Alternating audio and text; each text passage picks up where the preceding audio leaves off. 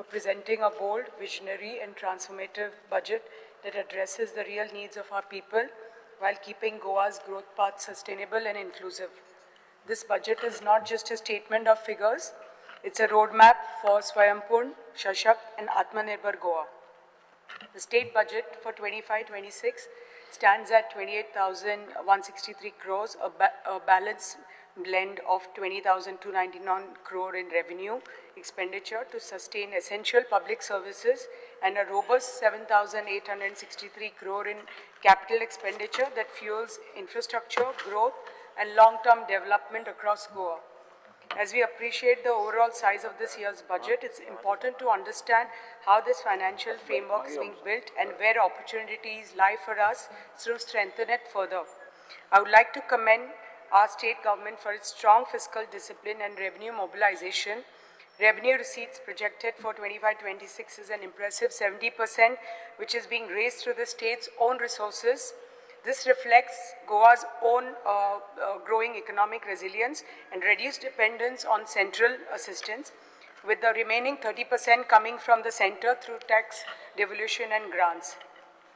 Speaker sir, allow me to spotlight allocations that will touch the everyday lives of Goans, from the classroom to the village square, from the forest trail to the hospital ward. The state festival status has been given to Dindi Utsav, which happens in Margaon, and Devi Lairai Jatra Utsav that happens in Shirgaon, elevating these iconic celebrations that will unlock marketing support, infrastructure, grants, and tourism promotion, keeping our intangible heritage vibrant while creating seasonal income for local artisans, vendors, and performers. Education allocation of 2,100 crore towards 100% literacy. Every rupee invested in education will widen opportunity, raise earning potential, and nurture the knowledge base that fuels Goa's future economy. The establishment of a new drinking water department, 801 crores, speaks directly to the needs of the rural constituencies like mine.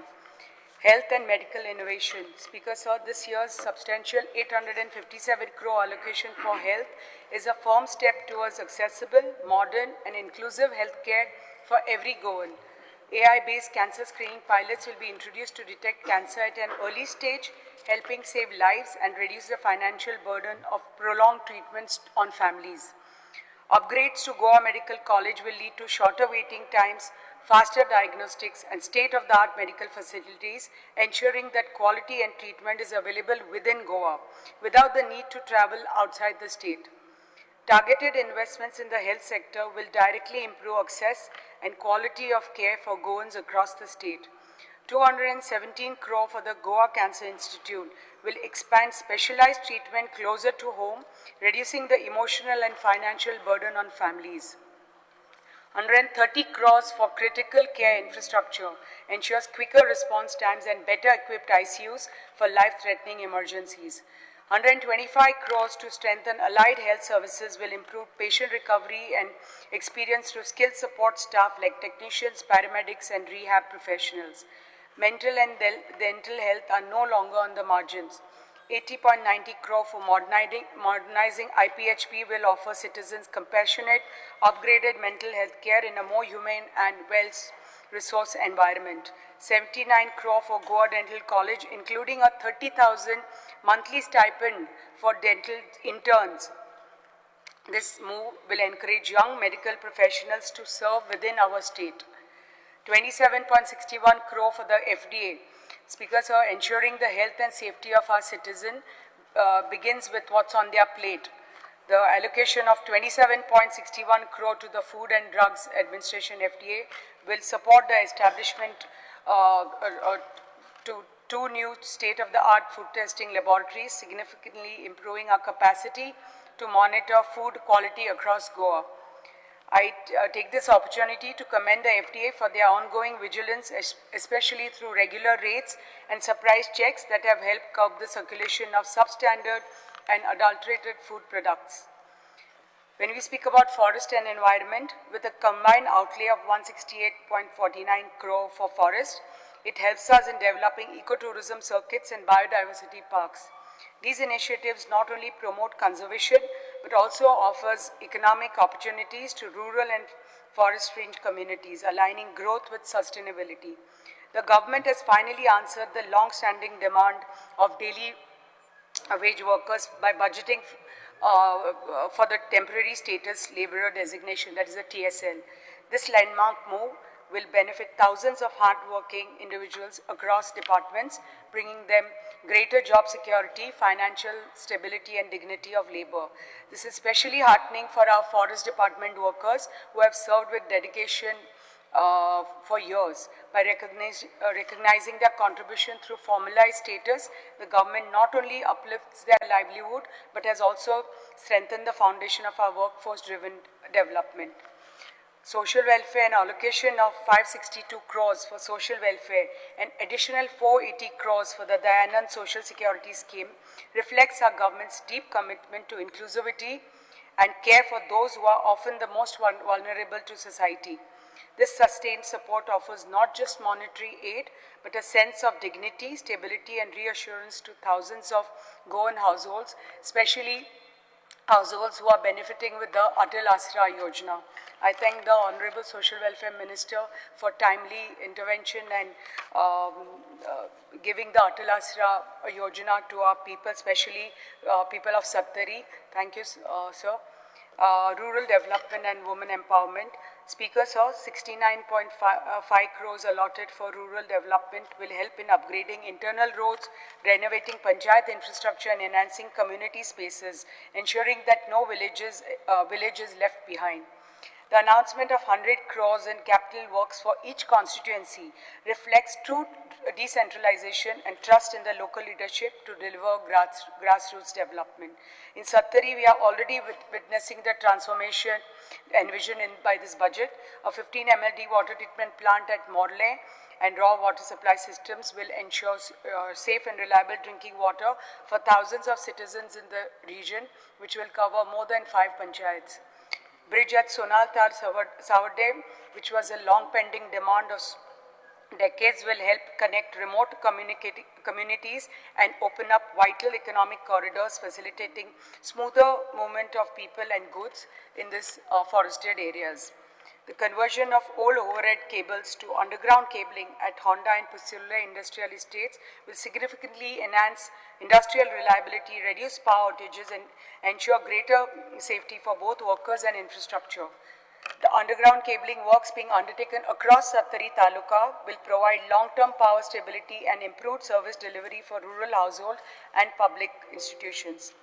The hot mixing of internal roads, construction of major and minor bridges, culverts, and the upgradation of water supply infrastructure across villages is a strong step towards inclusive growth.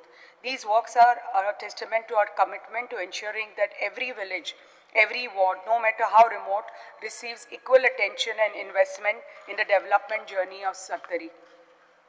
Establishment of a police outpost at Keri will strengthen law enforcement presence in the area, ensuring better safety and quicker response in remote villages. 5.39 crore for ecotourism for forest projects at Chodan and Bondla aligns with Goa's green vision in generating sustainable employment and promoting biodiversity conservation. In agriculture, an allocation of 17 crore has been earmarked to implement the Goa State Amritkal agriculture policy, reflecting our commitment to doubling farmer incomes through innovation, infrastructure, and in sustainability. The rollout of vision documents by ICAR will guide long-term research-driven planning to future-proof Goa's agri sector. Continued implementation of PM Kisan Nidhi and state Krishi cards will ensure direct financial support and greater credit access for our farmers. 5 minutes, Speaker, sir. I would like to place on record my appreciation for Honorable MLA Shri Premen Sheth, whose leadership has been instrumental in Goa receiving national recognition, including the Agriculture Leadership Award 2025 and the title of Best State in Horticulture. These accolades reflect the resilience and hard work of our farming community and the proactive steps taken by this government to empower them.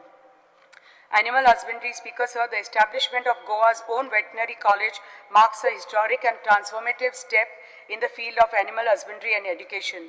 This long-awaited institution will not only fulfill the aspirations of our youth who wish to pursue veterinary sciences within their home state, but would also significantly reduce the financial burdens on families who would otherwise send their children outside the state.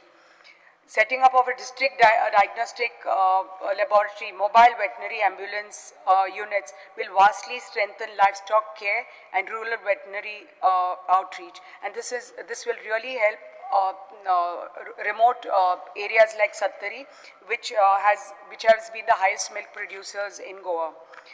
When I speak on Nari Shakti, Speaker Sir, I would like to highlight how this budget truly embodies the spirit of Nari Shakti. From economic empowerment to cultural preservation, women are at the heart of their development vision. The increase in remuneration to Anganwadi workers acknowledges and rewards their significant contribution at the grassroots level.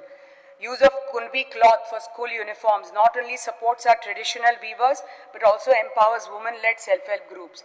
The proposal to establish a working women's hostel across 4 industrial estates addresses a long-pending need for safe accommodation, enabling more women to participate in the workforce with dignity and confidence. I also welcome the setting up of the Women Entrepreneurship Facilitation Cell, which will handhold women entrepreneurs, especially the MSME and export sectors, creating new opportunities for Goan women in business. Lastly, the inclusion of International Women's Day in Goa's official program and festival calendar is a strong recognition of the strength, achievements and aspirations of Goan women. The Speaker, sir, the budget vision for culture and education revival is equally commendable. The setting up of the Bharatiya Gnan Parampara Cell and the new Ravindra Bhavan, which has been mentioned in the budget for Sattari, reaffirms our commitment to heritage, tradition and inclusion. The return of the Purple Fest in 2025 will further showcase Goa as a model for inclusivity. Public transport receives much needed attention in this budget. I welcome the new scheme for replacing the old Balrath buses, which will greatly benefit school-going students and improve rural connectivity. Initiative to redevelop bus stands to the PPP model is a forward-thinking move that will modernize and transit infrastructure. In talukas like Sattari, where public transport is a crucial lifeline, such efforts can be truly transformative.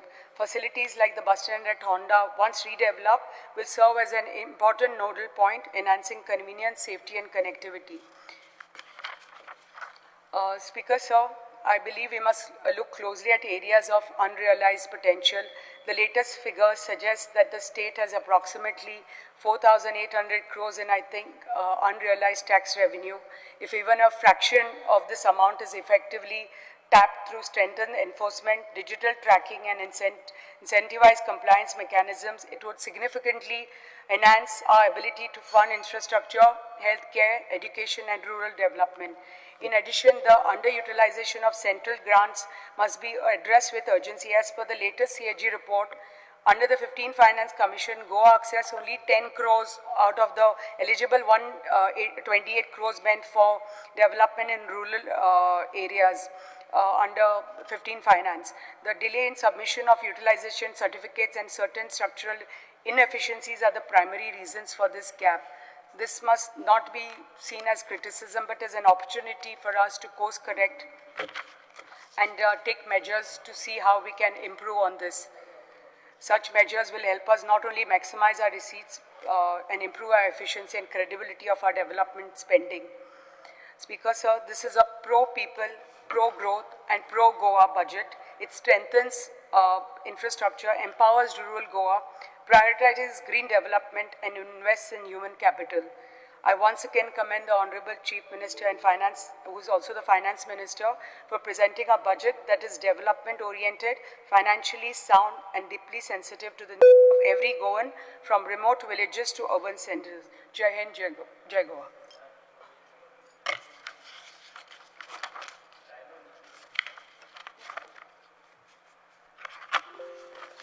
Speaker, sir, I stand by to speak on the budget that has been presented.